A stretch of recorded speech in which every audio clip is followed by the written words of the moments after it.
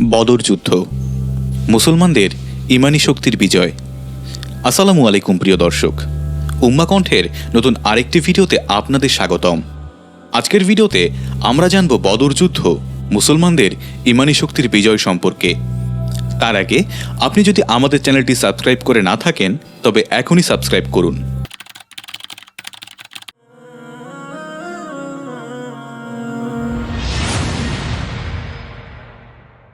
চলুন ভিডিওটি শুরু করা যাক।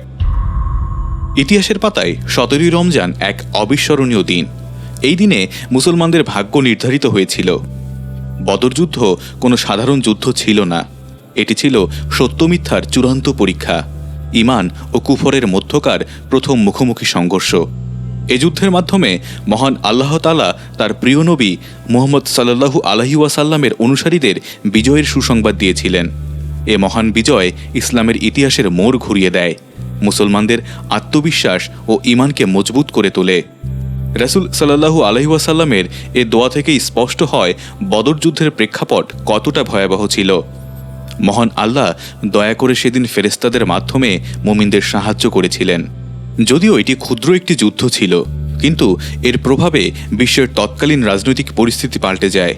যারা একদিন আগেও ইসলামের অগ্রযাত্রা রোধ করাকে সহজ মনে করেছিল, তারা বুঝতে পেরেছে যে ইসলামের এ অগ্রযাত্রা রোধ করা শুধু কঠিন নয়, অসম্ভব বটে।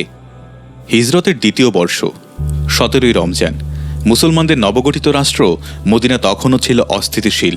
মক্কার কুরাইশরা মুসলমানদের নির্মূল করতে মরিয়া হয়ে উঠেছিল। তারা বুঝতে পেরেছিল মদিনা ইসলামের একটি শক্ত ঘাঁটিতে পরিণত হচ্ছে, যা তাদের জন্য হুমকি। হিজরতের পরও কুরাইশরা মুসলমানদের বিরুদ্ধে ষড়যন্ত্র, মুসলমানদের সম্পদ লুট, তাদের উপর অমানবিক অত্যাচার অব্যাহত রেখেছিল। কুরাইশদের নেতা আবু সুফিয়ান একটি বিশাল ব্যবসায়িক কাফেলা পরিচালনা করে সিরিয়া থেকে প্রচুর সম্পদ নিয়ে ফিরছিলেন।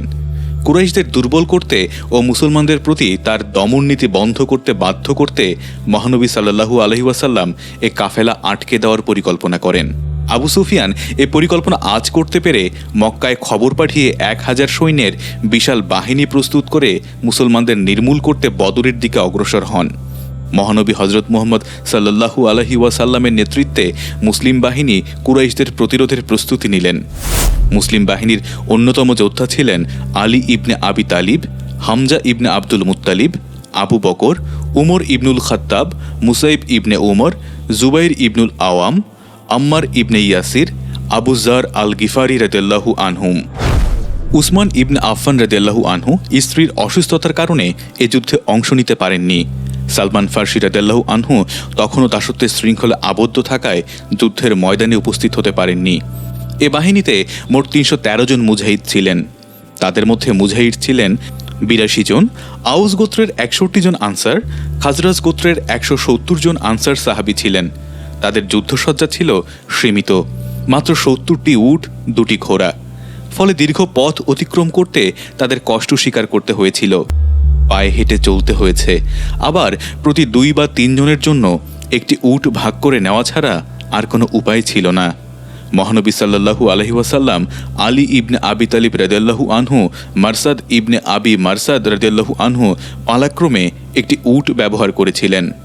এই ঐতিহাসিক অভিযানের সার্বিক নেতৃত্বের ভার ছিল মহানবী সাল্লাল্লাহু আলাইহি ওয়াসাল্লামের হাতে। মুসলিম বাহিনীর সম্মানের প্রতীক হিসেবে তিনি মুসআব ইবনে উমাইর রাদিয়াল্লাহু আনহুকে একটি সাদা পতাকা প্রদান করেন। কালো রঙের একটি পতাকা মুজাহিদদের পক্ষ থেকে আলী ইবনে আবি তালিব রাদিয়াল্লাহু আনহুয়ের হাতে তুলে দেওয়া হয়। আনসারদের পতাকা সাদ ইবনে মুয়াজ রাদিয়াল্লাহু আনহু বহন করেছিলেন। বাহিনীর কৌশলগত বিভাগেও সূক্ষ্ম পরিকল্পনা নেওয়া হয়েছিল। ডান পাশে নেতৃত্বে ছিলেন জুয়াইর ইবনুল আওয়াম রাদিয়াল্লাহু আনহু, বাম পাশের দায়িত্বে ছিলেন মিকদাদ ইবনে আমর রাদিয়াল্লাহু আনহু, যারা মুসলিম বাহিনীর একমাত্র 2টি ঘোড়ার উপর আরোহণ করেছিলেন। পেছনের অংশের নেতৃত্ব দেওয়া হয়েছিল কাইস ইবনে আবি রাদিয়াল্লাহু আনহুকে। এই বাহিনী ছিল ক্ষুদ্র কিন্তু অদম্য। তাদের ছিল সীমিত সরঞ্জাম, কিন্তু হৃদয়ে ছিল ঈমানের আগুন। প্রতিটি পদক্ষেপে তারা ত্যাগের পরীক্ষায় অবতীর্ণ হচ্ছিলেন। তাদের সামনে ছিল এক মহান বিজয়ের প্রতিশ্রুতি। নবীজি সাল্লাল্লাহু আলাইহি ওয়াসাল্লামের নেতৃত্বে এই যাত্রা শুধু একটি যুদ্ধাভিযান ছিল না, এটি ছিল সত্য প্রতিষ্ঠার জন্য এক ঐতিহাসিক পদক্ষেপ, যার আলো যুগে যুগে ছড়িয়ে পড়েছে মানবতার প্রাঙ্গণে। যুদ্ধের প্রাক্কালে রাসূল সাল্লাল্লাহু আলাইহি ওয়াসাল্লাম তার হাতে তুলে নেন দোয়ার হাতিয়ার। তিনি আল্লাহর কাছে কেঁদে কেঁদে ফরিয়াদ করেন, হে আল্লাহ, যদি আজ এই দলটি পরাজিত হয় তবে পৃথিবীতে তোমার ইবাদত করার আর কেউ থাকবে না। মুসলিম হাদিস 1763। এই দোয়ার পর আল্লাহ তাআলা ফেরেশতাদের মাধ্যমে মুসলমানদের সাহায্য করেন। কোরআনে এসেছে, যখন তোমরা তোমাদের রবের কাছে সাহায্য প্রার্থনা করেছিলে তখন তিনি তোমাদের দোয়া কবুল করেছিলেন, বলেছিলেন, আমি 1000 ফেরেশতা দ্বারা তোমাদের সাহায্য করব, যারা পর্যায়ক্রমে আসবে। সূরা আনফাল আয়াত 9। এরপর মুসলমানরা অদম্য সাহস নিয়ে যুদ্ধের ময়দানে ঝাঁপিয়ে পড়েন। মুসলমানদের ঈমানী শক্তি, নবীজির দোয়া, ফেরেশতাদের সহায়তা, সাহাবাদের আত্মত্যাগের ফলে বদর যুদ্ধ এক ঐতিহাসিক বিজয়ী রূপ নেয়।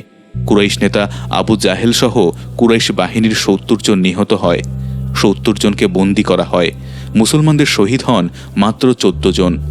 এ বিজয় শুধু সংখ্যাগত ছিল না, এটি ছিল ইসলামের প্রতিষ্ঠা ও বিস্তারের জন্য এক মহান বিজয়।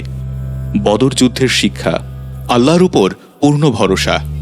আল্লাহর উপর ঈমান ও তাকওয়ার উপর অবিচল থাকলে ছোট্ট একটি বাহিনী বিশাল বাহিনীকে পরাজিত করতে পারে।